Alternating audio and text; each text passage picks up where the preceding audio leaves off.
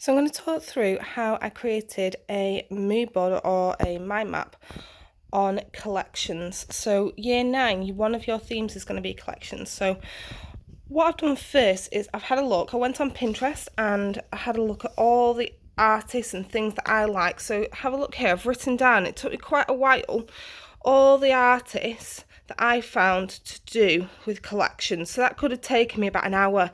Now, me and Mrs. Harden, we've done loads of legwork for you. So on Pinterest, and I'll do a video on this for you as well. We've researched everything for you and we've created boards, and it's under each topic. So collections, fantastic and strange, and urban landscape. It's under class of 2022.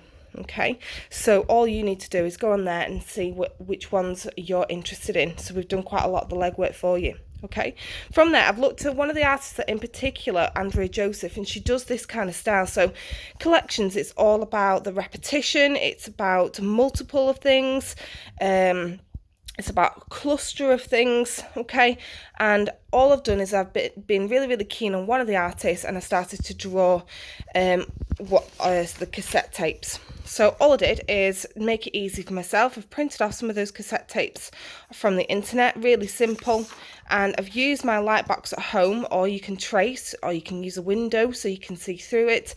And I've just traced each one. Now, to make it look realistic, this is where your skills come in. You can see on here I've got the lines really, really close together here, and then they are a lot lighter in the middle here. So I've added lots of tone, lots of shading, lines going in the same direction, okay, close together and further away. Yeah, now you should know a little bit about this from like your CJ Hendry and your colour blending type thing. So whichever artist that you choose to be inspired by for this, or you could have multiple artists and multiple skills on there. Make sure that you're using your blending and your tone and things like that as well. For the title, all I've done is I've gone on Word and I've downloaded off the font, Vogue, the font title of Vogue, and I've typed it in basically in Word, and I've printed off to the size that I want, and again I've used the light box and I've traced it. This is just simply to make it look a lot neater, a lot more professional, instead of just trying to draw it and then your handwriting's not as good as you want it to be, etc. It's just easier to get that out the way. Okay, so you can see as a whole it looks quite professional, it's very neat. If I was going to add to it, I might look at a second artist. I might add like a small drawing coming off. It could be folded, coming out. Now, having a look at actually what's in it. So this bit took quite a long time. So all I've done is I've made a list of everything that I can think of to do with collections in addition to the artists that I've got. So we've got groups of something, clusters, repetition, valuables like classic cars, records, it could be money, rings, it could be family heirlooms, we've got a car boot sale, everyday objects, childhood memories, it could even be sweets, collections of sweets or food, family collections, antiques, hobbies, a diary entry, it could be that you're documenting a collection of diary entries, and prized possessions. So I've got all of that, and I've got my artists. All I've done is, say here for family memories, all I've done here is I've underlined it and I've got arrows going off it. So childhood, diary, history, family tree, hoarding, events, okay, storytelling. And I've got everything to do with what family history or family memories is about, okay?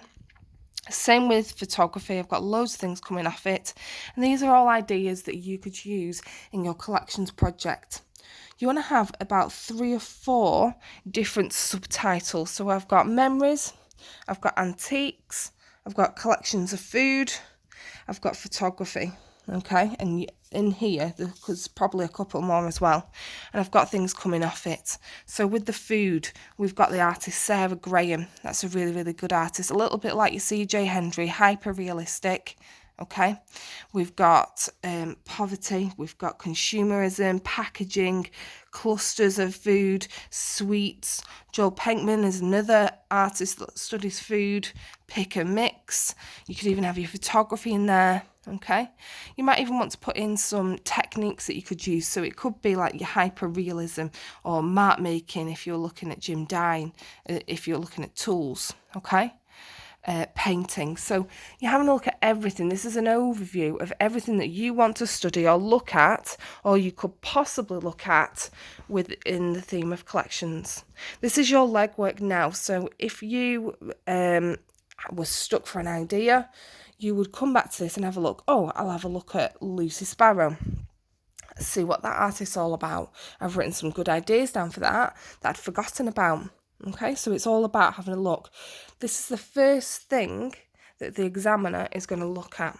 So you need to make sure that it's got the wow factor. It's got the detailed drawings in there. It's got the skills.